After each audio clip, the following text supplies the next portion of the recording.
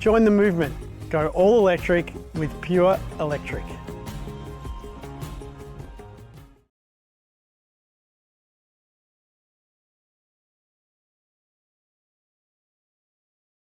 Hello, my name's Matt Charlesworth. I'd like to begin by acknowledging that the traditional owners of the land on which the house sits is the Bunurong people of the Kulin Nations.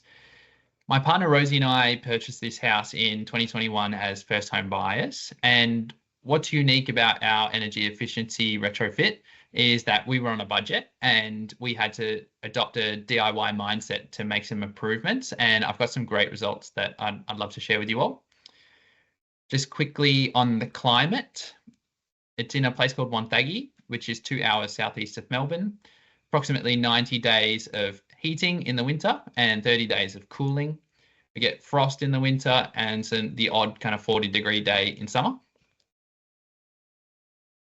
One of the best things that we did and cheapest, most efficient is draft proofing. So for $300 to $400, you can buy lots of different seals and some caulking to really seal up your house.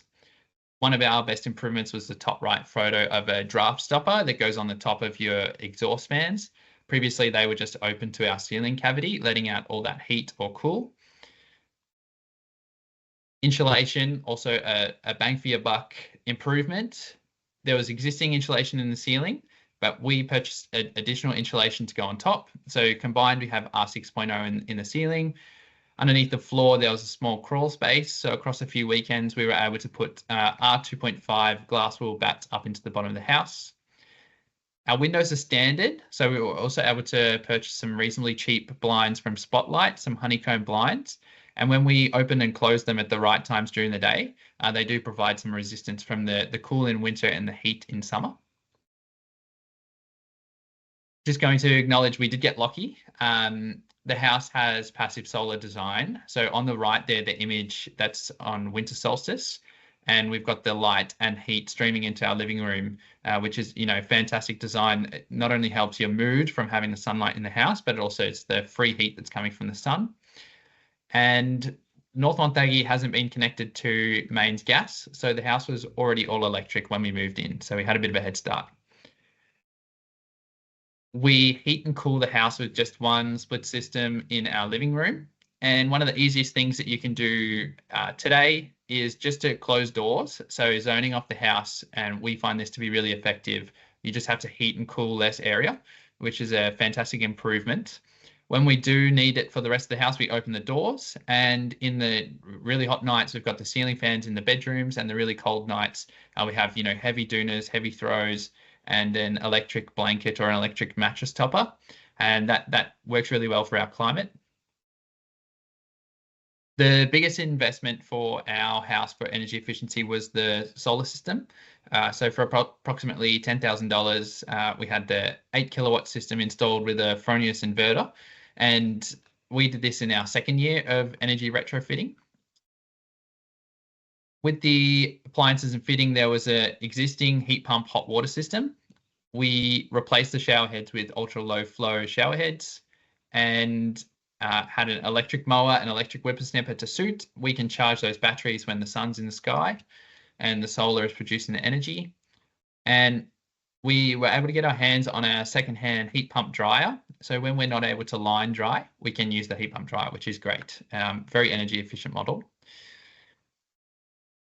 We also load shift.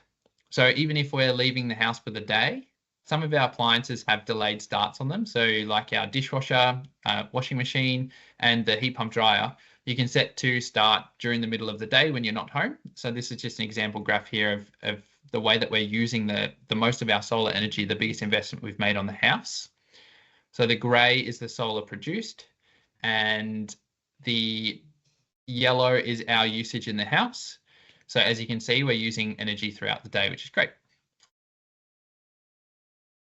We had a NatHERS energy assessment done on the house when we first moved in, 3.8 stars. And with some suggested improvements, we could get to 6.9 stars, which would be a fantastic result for a old 90s built weatherboard tin roof house.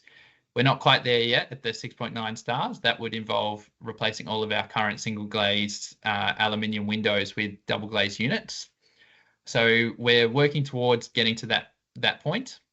We've already had some fantastic results in that last financial year, we only spent $180 on our electricity bills.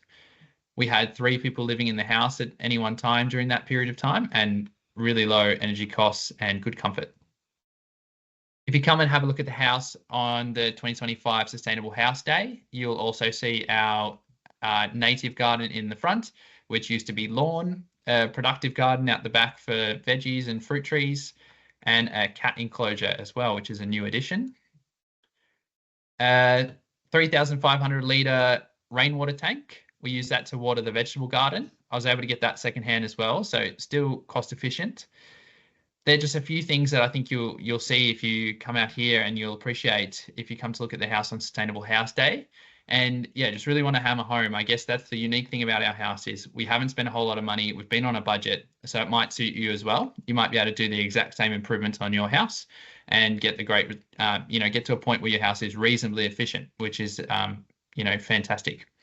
So yeah, thank you very much for listening, and look forward to seeing you on Sustainable House Day 2025. Thanks.